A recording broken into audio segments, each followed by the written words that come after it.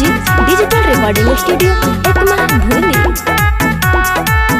रंगबाज हवे अपने आप में, हमर गिनती होला तोर बाप में।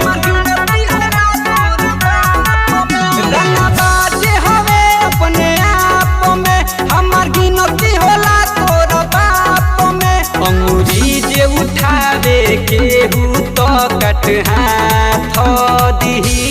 अरे बेटा बुझत काहे नहीं छी?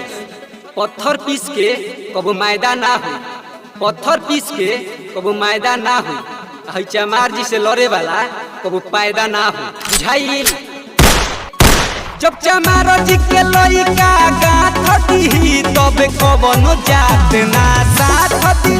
जब चमार जी के लइका गाथ दी तब कबनो जात ना साथ दी।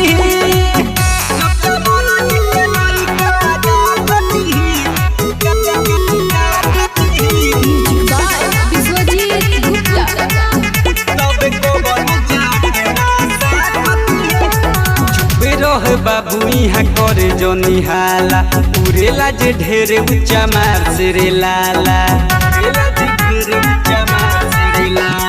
चुपे रह बाबू यहाँ करे जो निहाला, उड़ेला जे ढेरे ऊंचा मार से रे लाला। बतिया हमार ते माने जो ना तो बाद में बड़ी पछतई बेरे साला। बोला सब से अलग जुनून रे, जब जब खौले खून रे। बारा शादी के जैसे तोरो के धके काट दी।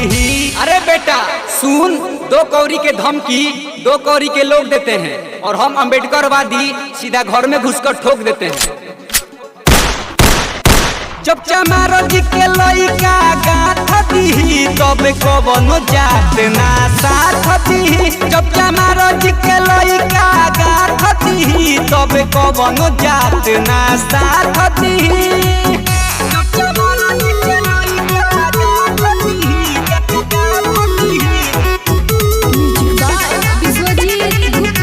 Sangharsh music digital recording studio एकमा भूली।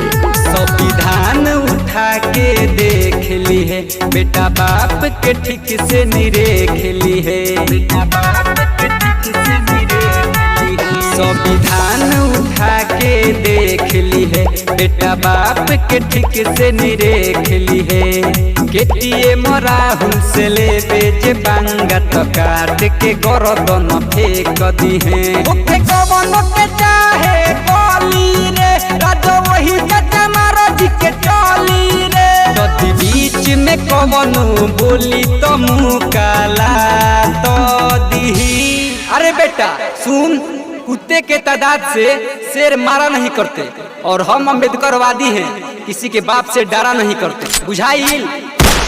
जब चमार जी के लइका गाथ दी तब कबनो जात ना साथ दी। जब चमार जी के लइका गाथ दी तब कबनो जात ना साथ दी। Sangharsh music digital recording studio Ekma